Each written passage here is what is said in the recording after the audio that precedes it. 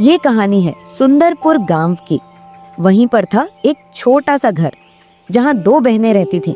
एक का नाम था पूजा, जो शांति देवी की सगी बेटी थी, और दूसरी बेटी का नाम था राधा, जो शांति देवी की सौतेली बेटी थी। लेकिन राधा को कभी भी माँ का प्यार और अपनापन कभी नहीं मिला, क्योंकि उसकी सौतेली माँ ने उसे कभी अपना नहीं माना। हमेशा उसके साथ भेदभाव किया गया। एक दिन जब राधा झाड़ू लगा रही थी तो उसकी सौतेली माँ शांति उससे कहती है, राधा, अरे कितनी बार कहा है कि आंगन ठीक से साफ किया कर। हर कोने में धूल जमी रहती है, तेरे हाथ में झाड़ू होती है या बस यूं ही दिखावे के लिए चलाती है? माँ, बस थोड़ा सा रह गया है, अभी पूरा कर देती हूँ, आप चिंता मत कीजिए। माँ, आप भी इससे क्या उम्मीद रखती हो? इससे तो ढंग से झाड़ू भी नहीं लगती। सच कहूँ तो सौतेली है ना, तो काम भी वैसा ही करेगी। ये शब्द सिर्फ ताने नहीं थे, ये वो जहर था जो हर दिन राधा के दिल में धीरे धीरे उतर रहा था। तू छोड़ बेटा, इससे क्या ही कहा जाए। जा, तू अंदर बैठ जा, तेरे हाथ ऐसे कामों के लिए नहीं बने। माँ, अगर आपको ठीक लगे तो मैं रसोई में जाकर खाना भी बना दूं। जो करना है कर, वैसे भी तू इसी काम के लिए तो है। कभी कभी इंसान को सबसे ज्यादा छोटा जन्म भी नहीं, अपने ही देते हैं। और कविता हर दिन इस चोट के साथ जीना सीख चुकी थी। राधा अकेले में सोचती है, एक दिन ऐसा जरूर आएगा जब कोई मुझे मेरे दिल से पहचानेगा, पैसों से नहीं, खून से नहीं, बस इंसान समझकर। लेकिन राधा नहीं जानती थी कि किस्मत उसके लिए एक ऐसा मोड़ तैयार कर रही है जो इस घर के हर घमंड को चूर चूर कर देगा। ऐसे ही कुछ दिन बीत गए। एक दिन घर के अंदर एक ऐसा फैसला होने वाला था जो दो बहनों की पूरी जिंदगी की दिशा बदलने वाला था। बेटियां अब बड़ी हो गई हैं। शांति समाज सवाल पूछने लगा। अब हमें दोनों की शादी के बारे में गंभीरता से सोचना होगा। मैं तो कब से सोच रही हूँ जी, पूजा के लिए अब शहर में बहुत अच्छा रिश्ता देखा है। लड़का बड़ा व्यापारी है, घर बार, गाड़ी, हाँ, पैसा, सब कुछ है। अच्छा है, अगर लड़का और घर दोनों अच्छे हैं तो क्या ही बात है। लेकिन राधा के लिए क्या सोचा है? उसके लिए गांव में ही एक लड़का है, मजदूरी करता है, गरीब है, लेकिन शादी तो हो ही जाएगी। शांति, ये क्या बात हुई? दोनों बेटियां हैं हमारी, एक के लिए शहर, दूसरी के लिए मजबूरी। आप क्यों भूल जाते हैं जी? देख, पूजा मेरी कोख से जन्मी है, कविता आपकी पहली पत्नी की बेटी है। मैंने उसे पाला है, लेकिन बराबरी कैसे कर दूं? ये वो सच था जिसे शांति देवी बरसों से अपने दिल में पाल रही थी और आज बिना झिझक जुबान पर ले आई। और ये सब दरवाजे के पास खड़ी राधा ये सब सुन रही थी। तो यही है मेरी कीमत, जिसे सालों से समझने से डर रही थी, आज साफ साफ सुन लिया। शांति, अगर तू उसे थोड़ा सा भी माँ का प्यार दे दे तो क्या सच में तेरा कुछ कम हो जाएगा? प्यार बांटने से नहीं, खून से आता है जी, और जहाँ खून नहीं वहाँ दिखावा होता है। तभी पूजा भी अंदर आ जाती है और अपनी माँ से कहती है, और पिताजी, माँ बिल्कुल ठीक कह रही है। हर किसी की किस्मत एक जैसी थोड़ी होती है। किसी को महल मिलता है तो किसी को झोपड़ी। बाबूजी, अगर आपको ठीक लगे तो मेरी शादी जहां आप चाहे वहीं कर दीजिए। मुझे किसी से कोई शिकायत नहीं है। बेटी, मुझे माफ कर देना, मैं तुझे वो नहीं दे पाया जिसकी तू हकदार थी। आपका प्यार मेरे लिए बहुत है बाबूजी, बाकी सब किस्मत पर छोड़ देती हूँ। और यहीं एक पिता का दिल टूट गया था, क्योंकि वो जानता था आज उसने सिर्फ शादी का फैसला नहीं लिया, उसने अपनी बेटी को एक और अकेली लड़ाई के लिए तैयार कर दिया था। अब वो भी समय आ गया था जब पूजा की शादी एक अमीर लड़के से हो गई और राधा की शादी एक गरीब लड़के से, जिसका नाम था रवि। रवि दूसरों के खेतों में मजदूरी करके अपना और अपनी माँ का पेट पलता था, और अब शादी के बाद उसकी आर्थिक स्थिति और भी खराब होने लगी। और दूसरी ओर रवि की माँ कमला भी अब बीमार रहती थी।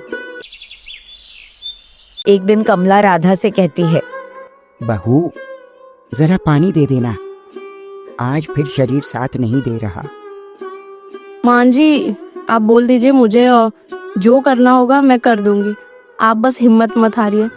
राधा ने जिस औरत को मांझी कहा था वो सख्त नहीं थी, वो बीमार थी, और बीमारी अक्सर इंसान को कड़वा नहीं, कमजोर बना देती है। बेटी, इस घर में सुख कम है, तेरे हिस्से दुख ही आए हैं। मां जी, दुख से डरकर मैं यहाँ नहीं आई हूँ। अगर आपका साथ है तो ये घर मेरे लिए काफी है। तभी रवि घर आता है और अपनी माँ से कहता है, माँ, आज खेत में पूरा दिन काम था। मालिक ने कहा है कल भी जाना पड़ेगा। इतनी मेहनत करते हो, अपने लिए भी थोड़ा सोच लिया करो।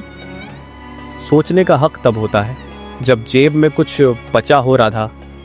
रवि उन मर्दों में से था जो दूसरों के खेत में पसीना बहाते हैं ताकि अपने घर का चूल्हा जलता रहे। बहू, तुझे भी हमारी वजह से इतना सहन करना पड़ रहा है। माँ, मेहनत से भागा नहीं हूँ, एक दिन इस घर की हालत जरूर बदलेगी। सुनिए जी, मैं यहाँ शिकायत करने नहीं आई हूँ। हम दोनों मिलकर इस घर को चलाएंगे। यह ससुराल अमीर नहीं था, लेकिन यहाँ ईमानदारी थी। यह शादी सुख से शुरू नहीं हुई थी, लेकिन हिम्मत से जरूर शुरू हुई थी। लेकिन दूसरी ओर अब पूजा की जिंदगी में भी एक नया मोड़ आ गया था। हर बड़ा घर सुकून नहीं देता। कुछ घर दीवारों से अमीर होते हैं और कुछ दिल से बेहद गरीब। पूजा जिस घर में रानी बनकर आई थी, वहाँ आराम सिर्फ एक के हिस्से में था। तभी उसकी सास बिमला पूजा से कहती है, पूजा, अभी तक झाड़ू नहीं लगी? और किचन का क्या हुआ? यहाँ बहू आराम करने नहीं आई हो? जी माँ जी, बस लगा ही रही हूँ। थोड़ा सिर भारी लग रहा है। दर्द यहाँ सबको होता है, फर्क बस इतना है कि काम फिर भी करना पड़ता है। और सुनो, मेरे कमरे की चादर बदल देना। कल बाहर धूप थी, मुझे बिल्कुल अच्छा नहीं लगा। जिस घर में नौकरों की कमी नहीं थी, वहाँ बहू को नौकर बना दिया गया था। पूजा मन ही मन में एक टूटी सी आवाज में बोलती है, ये वही जिंदगी है जिस पर मुझे घमंड था। तभी पूजा अपने पति रोहन का फोन करती है। हेलो, आप कब आ रहे हो? यहाँ सब ठीक नहीं है। पूजा, मैं अभी नहीं आ सकता, काम से बाहर आया हूँ। तुम घर संभालो, माँ का ध्यान रखो। लेकिन मैं अकेली। पूजा, ड्रामा मत करो, मैं बिजी हूँ। इतना कहकर रोहन ने फोन काट दिया। जिस पति को पूजा ने ताकत समझा था, वो सबसे पहले पीछे हट गया। इसके बाद बिमला पूजा को आवाज लगाती है, पूजा, चाय क्यों नहीं आई अभी तक? और हाँ, मेरे पैर भी दबा देना। जिस पूजा ने कभी कविता को किस्मत का ताना मारा था, आज खुद अपनी किस्मत से आंख नहीं मिला पा रही थी। तेज करो, यहाँ बहू से नखरे नहीं, सेवा चाहिए। पूजा मन ही मन में सोचती है, काश मैंने उस दिन खुद को इतना बड़ा न समझा होता। एक तरफ गरीबी में भी सम्मान था और दूसरी तरफ अमीरी में अपमान। कहानी अब बराबरी पर आ रही थी, लेकिन अभी हिसाब पूरा होना बाकी था। एक दिन आसमान अचानक काले बादलों से घिर गया। तेज हवाओं के साथ मूसलाधार बारिश शुरू हो गई। उसी बारिश के शोर में रवि के घर से एक और आवाज उठी, दर्द की आवाज। रवि की माँ की तबीयत अचानक बहुत ज्यादा बिगड़ गई थी। तेज बुखार से उनका शरीर तप रहा था। राधा घबराई हुई आवाज में कहती है, माँ जी आपको बहुत तेज बुखार है। सुनिए जी, माँ को तुरंत दवाई चाहिए। अगर अभी इलाज नहीं हुआ तो हालत और बिगड़ सकती है। राधा, मेरी जेब में तो एक फुटी कौड़ी भी नहीं बची, मैं दवाई के लिए पैसे कहाँ से लाऊं? सुनिए जी, कुछ भी करके पैसे ले आइए, माँ की तबीयत खराब हो रही है। ठीक है राधा, मैं सेठ के पास जाता हूँ, शायद वही कोई मदद कर दे। हाँ, आप जल्दी जाइए, मैं यहाँ माँ का ख्याल रखूंगी। माँ, आप चिंता मत करना, आपका बेटा आपके लिए दवाई जरूर लेकर आएगा। तेज बारिश, कीचड़ भरी गलियां और दिल में डर। रवि सब कुछ सहते हुए सेठ के घर पहुंचा।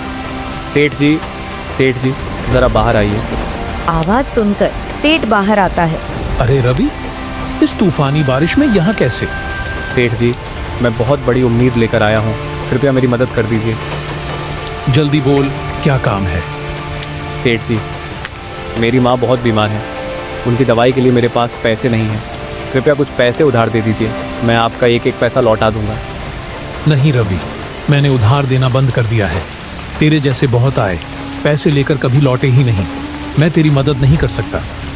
सेठ जी, ऐसा मत कहिए, मेरी माँ की जान का सवाल है। अगर पैसे चाहिए तो कुछ गिरवी रखना होगा, और तेरे पास है ही क्या? न खेत न जमीन। अब यहाँ से निकल जा। रवि टूट चुका था, उसके पास गिरवी रखने को कुछ भी नहीं था। सिवाय उसके छोटे से घर के। सेठ जी, मेरे पास सिर्फ मेरा घर है। मैं अपना घर गिरवी रखने को तैयार हूँ। अगर ऐसा है तो ठीक है, घर गिरवी रख दे, पैसे मिल जाएंगे। ठीक है सेठ जी, मैं अपना घर गिरवी रखता हूँ। अब कृपया मुझे पैसे दे दीजिए। सेठ ने पैसे पकड़ा दिए और रवि बिना एक पल गंवाए बारिश में भीगता हुआ दवाई लेने दौड़ पड़ा, क्योंकि उसके लिए उस वक्त घर से ज्यादा कीमती उसकी माँ की जिंदगी थी। तेज बारिश में भीगता हुआ रवि सीधे दवाई की दुकान पर पहुंचा। सांसें तेज थीं, आंखों में डर, क्योंकि हर गुजरता पल उसकी माँ की जिंदगी पर भारी पड़ सकता था। मुकेश भैया, जल्दी दवाई दे दो, मेरी माँ बहुत बीमार है, कृपया देर मत करना। अरे रवि, तू परेशान मत हो, ये ले दवाई, भगवान सब ठीक करेगा। रवि ने कांपते हाथों से पैसे दिए। उस पल उसे पैसों की नहीं, सिर्फ अपनी माँ की सांसों की चिंता थी। दवाई लेकर रवि बिना रुके घर की ओर दौड़ पड़ा। कुछ देर बाद थका हारा भीगा हुआ रवि घर पहुंचा। दरवाजा खुलते ही राधा की बेचैन आंखें उससे टकराई। मैं कब से आपकी राह देख रही थी। सेठ ने पैसे दिए क्या और दवाई मिल गई क्या? हाँ राधा, दवाई ले आया हूँ, पहले माँ को दवाई खिला दो, फिर सब बताता हूँ। राधा ने एक पल भी गंवाए बिना कमला को सहारा देकर दवाई पिलाई। माँ जी, अब आप बिल्कुल चिंता मत कीजिए, दवाई खाकर बस थोड़ा आराम कर लीजिए, आप जल्दी ठीक हो जाएंगी। दवाई खाने के बाद कमला धीरे धीरे सो गई। घर में थोड़ी राहत की सांस आई, लेकिन राधा की बेचैनी अब भी कम नहीं हुई थी। अब बताइए, सेठ जी ने पैसे देने से मना कर दिया था क्या? रवि कुछ पल चुप रहा, फिर उसने टूटे हुए शब्दों में सेठ के घर से लेकर यहाँ तक की पूरी कहानी सुना दी। क्या आपने अपना घर गिरवी रख दिया? हाँ राधा, मेरे पास और कोई रास्ता नहीं था। अगर आज माँ को समय पर दवाई नहीं मिलती तो पता नहीं क्या हो जाता। आपने बिल्कुल सही किया, घर फिर से बनाया जा सकता है, लेकिन माँ की जिंदगी नहीं। आप चिंता मत कीजिए, हम मेहनत करेंगे, भगवान पर भरोसा रखेंगे और एक दिन अपना घर जरूर वापस ले आएंगे। रवि की आंखों में आंसू थे, लेकिन उन आंसुओं में अब डर नहीं, उम्मीद चमक रही थी। अगली सुबह बारिश थम चुकी थी, आसमान साफ था, लेकिन रवि और राधा के दिलों में अब भी बीती रात की चिंता बाकी थी। राधा जल्दी उठ गई और खड़ी होकर वो कुछ सोच रही थी। तभी उसकी आंखों में एक चमक आई, जैसे उसे किसी उम्मीद की किरण दिख गई हो। अगर हालात हमें तोड़ नहीं सकते तो हमें हार भी नहीं माननी चाहिए। रवि नींद से उठा और राधा को सोच में डूबा देख उसके पास आया। राधा, इतनी सुबह सुबह क्या सोच रही हो? पूरी रात तू भी ठीक से सोई नहीं। नींद कैसे आती रवि, जब घर गिरवी है और माँ की दवाइयों की चिंता सिर पर खड़ी है। मेरी वजह से सब कुछ उलट पुलट हो गया। अगर मैं थोड़ा और कमा पाता तो तुझे ये दिन नहीं देखने पड़ते। ऐसा मत कहिए, मुसीबत अकेले आपकी नहीं है, ये हमारी है और लड़ेंगे भी हम दोनों साथ मिलकर। कुछ पल चुप रहने के बाद राधा ने गहरी सांस ली और हिम्मत से भरी आवाज में बोली, रवि, मुझे एक तरकीब सूझी है। तरकीब? इस हालत में? हाँ, आपको याद है ना, मुझे समोसे बनाने में कितना मजा आता है। मजा ही नहीं, तू तो गजब के समोसे बनाती है। तो क्यों ना हम समोसे बनाकर बेचें? थोड़े थोड़े पैसे जोड़ेंगे, आज नहीं तो कल सेठ का कर्ज चुका देंगे और अपना घर वापस ले आएंगे। लेकिन राधा, लोग क्या कहेंगे? और शुरू में पैसा भी तो चाहिए। लोग क्या कहेंगे इससे ज्यादा जरूरी है हम क्या करेंगे। और पैसे जो सेठ से लेते हैं वही बचे हुए पैसे से काम चल जाएगा। रवि कुछ देर तक राधा को देखता रहा। उसकी आंखों में डर नहीं था, सिर्फ हिम्मत थी। राधा, तू सिर्फ मेरी पत्नी नहीं है, तू मेरी ताकत है। अगर तू मेरे साथ है तो कोई भी मुश्किल बड़ी नहीं। और आप मेरे साथ हैं तो मुझे किसी चीज का डर नहीं। आज समोसे बिकेंगे, कल उम्मीद बिकेगी और परसों हमारी किस्मत बदलेगी। अगले दिन की सुबह सूरज की पहली किरण के साथ राधा पहले ही रसोई में जुट चुकी थी। आटे की खुशबू, मसालों की महक और तेल की हल्की सी चटक, समोसे तैयार होने लगे। कुछ देर बाद रवि आंगन में खड़ा लकड़ी के छोटे से ठेले को साफ कर रहा था। वो ध्यान से समोसों को ठेले पर सजा रहा था, जैसे हर समोसा कोई सपना हो। रवि, जरा ध्यान से रखना, समोसे टूटने नहीं चाहिए। टूटने नहीं दूंगा राधा, आज ये समोसे नहीं, हमारी मेहनत बिकेगी। ये लो, मैंने इन्हें दिल से बनाया है, अगर दिल से बेचोगे तो जरूर बिकेंगे। रवि ने समोसे ठेले पर रखे और एक पल के लिए राधा को देखा। अगर आज ज्यादा समोसे नहीं बिके तो कोई बात नहीं, पहला दिन है, हर शुरुआत मुश्किल होती है। आज नहीं तो कल लोग हमारे समोसे जरूर पहचानेंगे। राधा, तू हर हाल में मेरा साथ देती है। कभी कभी डर लगता है कि मैं तेरी उम्मीदों पर खरा उतर पाऊंगा या नहीं। मुझे पैसों से नहीं, आपकी मेहनत से उम्मीद है।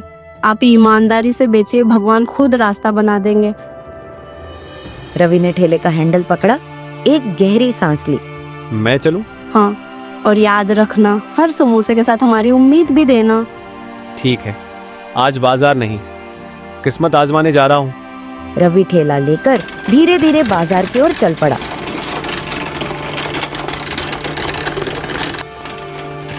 कुछ देर बाद रवि ठेला लेकर बाजार पहुंच गया। चारों तरफ शोर था, खरीदारों की आवाजें, दुकानदारों की पुकार। रवि ने एक कोना चुना और अपने ठेले को वहीं रोक दिया। कुछ समय बीत गया, लेकिन कोई भी उसके ठेले के पास नहीं रुका। रवि इधर उधर देखता रहा। समोसे वैसे ही सजे रहे, जैसे किसी के इंतजार में हो। हे भगवान, आज तो पहला दिन है, बस एक भी बिक जाए तो हिम्मत बनी रहे। राधा ने कितनी मेहनत से बनाए हैं ये समोसे, मैं इन्हें ऐसे ही वापस नहीं ले जा सकता। वक्त और बीत गया, लोग आते जाते रहे, लेकिन किसी की नजर रवि के ठेले पर नहीं ठहरी। रवि का मन भारी होने लगा। तभी अचानक एक बूढ़ा आदमी धीरे धीरे रवि के ठेले के पास आकर रुका। उसकी आंखों में भूख थी और चेहरे पर मजबूरी, और वो रवि से कहता है, बेटा, एक समोसा मिलेगा? हाँ बाबा, जरूर मिलेगा, सिर्फ 5 रुपए का है बाबा जी। बूढ़ा आदमी शर्मिंदा होकर बोला, बेटा, आज जेब खाली है, सुबह से कुछ खाया भी नहीं। रवि ने बूढ़े आदमी की तरफ देखा। बूढ़े आदमी की आंखों में एक अलग ही चमक थी, जैसे वो रवि को कुछ कहना चाहती हो। बाबा, पैसों की चिंता मत कीजिए, आज ये समोसा मेरी तरफ से है। अगर आज आप भूखे रहे तो मेरा कारोबार किस काम का। रवि ने गरम गरम समोसा प्लेट में रखकर बूढ़े आदमी को दे दिया। बूढ़े आदमी की आंखें भर आईं। बेटा, भगवान तेरा भला करे, तेरे हाथ का दिया हुआ आज पेट ही नहीं, दिल भी भर गया। बूढ़ा आदमी जैसे ही समोसा खाने लगा, पास खड़े कुछ लोग रवि की तरफ देखने लगे। देखो, बिना पैसे लिए खिला दिया। ऐसा दिल आजकल कहाँ मिलता है, और समोसों की खुशबू भी बहुत अच्छी आ रही है। धीरे धीरे लोग रुकने लगे। कोई बोला, 1 प्लेट देना, कोई बोला 2 समोसे देना, और देखते ही देखते रवि के ठेले के सामने लोगों की लाइन लग गई। रवि हैरान था, उसकी आंखें भर आईं। देखते ही देखते रवि के सारे समोसे बिक गए। रवि भैया, आपके समोसों में कौन सा जादू है? ये तो करारे और बहुत स्वादिष्ट हैं। हाँ भाई साहब, ये समोसे मेरी पत्नी ने बनाए हैं। वाह, मानना पड़ेगा। आप रोज ऐसे समोसे लाएंगे ना? हाँ, क्यों नहीं, आपको रोज समोसे मिलेंगे। शाम ढल चुकी थी। आज रवि के चेहरे पर मुस्कान थी, और उस मुस्कान के साथ रवि वापस घर की ओर चल पड़ा।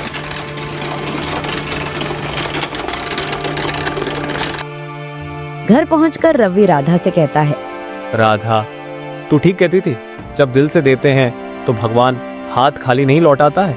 आप आज कुछ ज्यादा ही खुश लग रहे हैं। चेहरा देखकर तो लगता है कुछ समोसे बिक गए हैं। हाँ राधा, कुछ नहीं। क्या मतलब? थोड़े ही बिके होंगे ना? थोड़े नहीं राधा, आज सारे समोसे बिक गए। सारे? सच कह रहे हैं? देखो, ये हमारी मेहनत की पहली कमाई है। ये पैसे नहीं है, ये हमारे संघर्ष की शुरुआत है। आज एक बात समझ आ गई, इंसानियत कभी खाली नहीं जाती। मैंने एक भूखे बूढ़े आदमी को मुफ्त समोसा खिला दिया, और भगवान ने पूरा ठेला खाली करवा दिया। मुझे आप पर गर्व है। आपने आज साबित कर दिया कि मेहनत और अच्छाई कभी हारती नहीं। घर छोटा था, जेब अभी भी हल्की थी, लेकिन उस शाम रवि और राधा के दिल उम्मीद से भरे हुए थे, क्योंकि आज सिर्फ समोसे नहीं बिके थे। आज किस्मत ने पहली बार मुस्कुराकर देखा था। ऐसे ही कुछ महीनों में रवि और राधा के पास अच्छे पैसे जमा हो गए।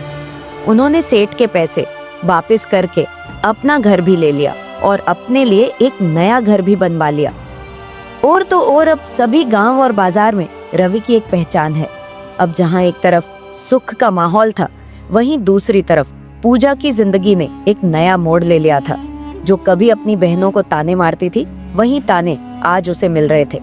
जब रोज तानों का बोझ बढ़ता गया तो पूजा का मन खुद से सवाल करने लगा। शायद यही मेरे कर्मों का फल है। मैंने कभी राधा को सगी बहन नहीं माना। मैंने उसका मजाक उड़ाया, उसकी तकलीफ नहीं समझी।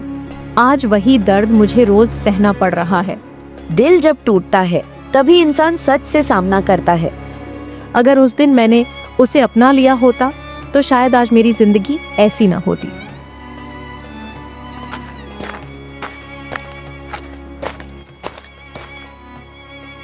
शायद गलती सिर्फ पूजा की नहीं थी, मैंने ही उसे गलत सिखाया।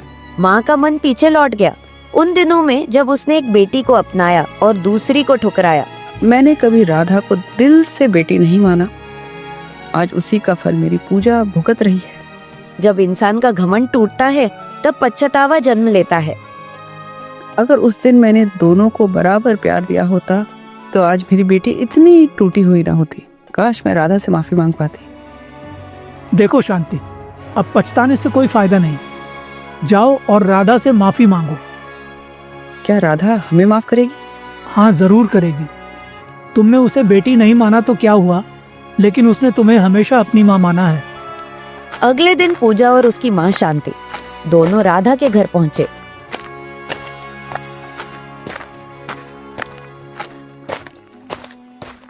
माँ, पूजा आप यहाँ आइए, बैठिए, मैं आपके लिए पानी लेकर आती हूँ।